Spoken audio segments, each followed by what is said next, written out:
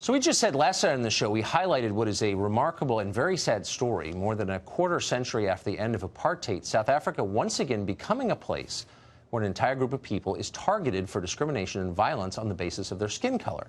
We oppose that, obviously. It was wrong 25 years ago. It is wrong now.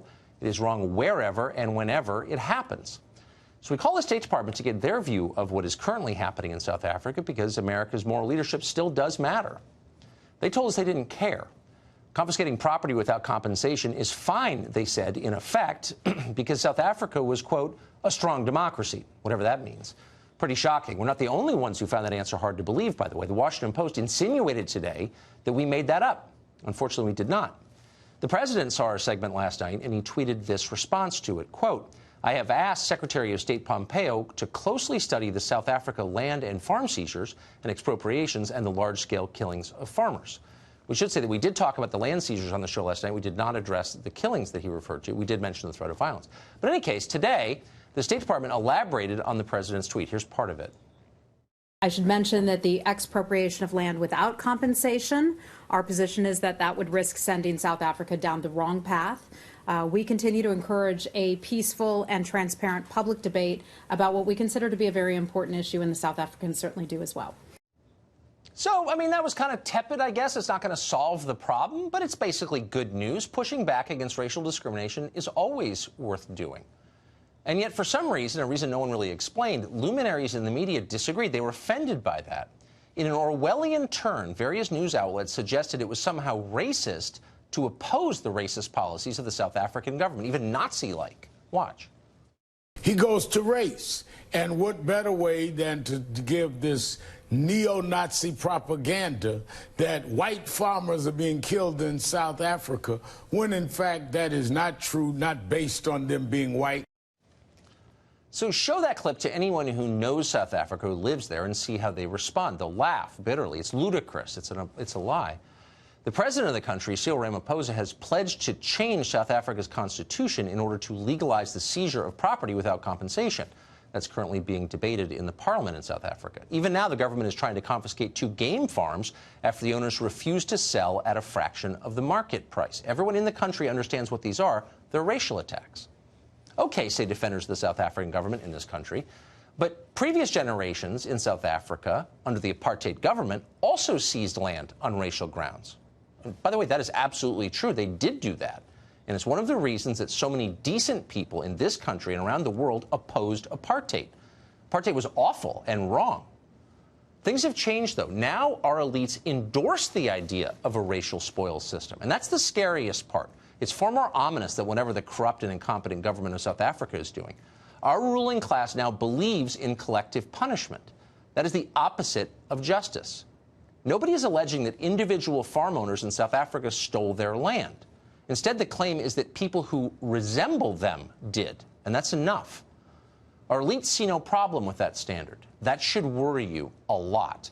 If you got mugged, how would you feel about imprisoning someone who just happened to look like the mugger? How about the mugger's children? Should they be punished too? If those sound like insane questions, that's because they are insane questions. In the West, we punish only the guilty. We do not punish their descendants or everyone with the same hair and eye color. For more than 200 years, pretty much everybody in America agreed on those terms. Now, the people who run our country aren't so sure. Increasingly, they think that generational guilt seems like a fine standard. But where does that end up? For a preview, let's go back to South Africa. Julius Malema is the leader of the country's 3rd largest political party. He's one of South Africa's most famous figures. Here's what he said 2 years ago about murdering people on the basis of their skin color. Watch this.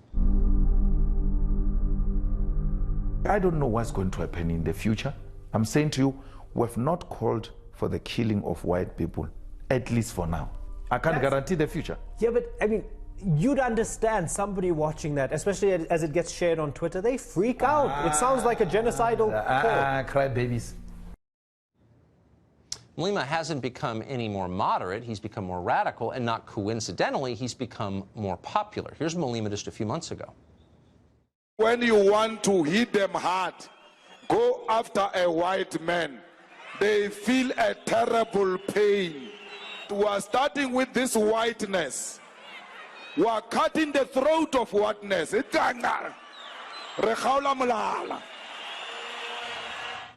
Malema, by the way, is not a fringe figure in South African politics. He's a pivotal figure in South African politics. He saw the president's tweet last night, and much like the Washington Post, Malema was offended by it. Notice how he makes certain to blame Jews for good measure. Watch this. This is from today. Donald Trump is not saying anything we have not heard from white people. There's a group of white right-wingers who are being trained by Jews in Pretoria to be snipers. Only death will stop us. Not Trump, not poverty, not sanctions. That right there is what our ruling class is now defending. It does make you wonder about their motives. Christian Whitten is a former State Department senior advisor under Presidents Trump and George W. Bush, and he joins us tonight. Christian, great to see you. Good to see you. So there are many levels here. South Africa is the most modern, really the only really modern country in Africa. It's a great country. It's worth helping them not slide into Zimbabwe territory. But there's also a moral level. Why is it so hard for the State Department to say, no, that's wrong, we're not for that? Yeah, you have clientitis here, and this happens in what we call the regional bureaus at the State Department. You have an East Asia bureau, in this case an Africa bureau, and too often they end up representing the interests of the government, the foreign government to us, as opposed to their real job, which is to represent our interests to them. You saw that in the original statement out of the State Department, very weak, defending South Africa and completely glossing over the murder happening there. Why would, I mean, look, anybody, one of our producers is married to a South African, South Africans working here, of all political backgrounds. But you talk to anybody who lives in the country, and the first thing they'll say is, well, why would you take statistics from the government at face value? That's insane. And yet our State Department does. Why aren't they more sophisticated? Or do they know that they're false? I don't think they know. I think there's a lot of ignorance about this issue. You know, this is one of the sort of unauthorized victim groups around the world. We have authorized ones that we're allowed to be concerned about, you know, the various minority groups. But when it comes to the president or other people, the vice president defending Christians in the Middle East, even defending Muslims in Burma, defending Christians in Burma who are also beleaguered, 60 churches burned there, defending Muslims in China, these are not the ordinary victim groups that the left cares about. And that flows over to our State Department bureaucracy at times, unfortunately. And so you see just not a lot of regard and interest for this. We also don't have a political ambassador yet down in South Africa, which means that our representation down there, frankly, is weak. Yeah. And by the way, just to be totally clear, I'm very wary of getting too involved in the internal dealings of any country unless it directly benefits the United States. So I'm not calling for any dramatic action, but people do listen to what our State Department says, and it seems like it would just be low cost to say, you know, the United States doesn't think that you should punish people on the basis of their appearance. Also, we can just tell a very, very topical historical lesson, if you will, and we can, without, you know, anything with the military, with intelligence, just be honest about this. What's going on in South Africa right now happened next door, nearby in Zimbabwe.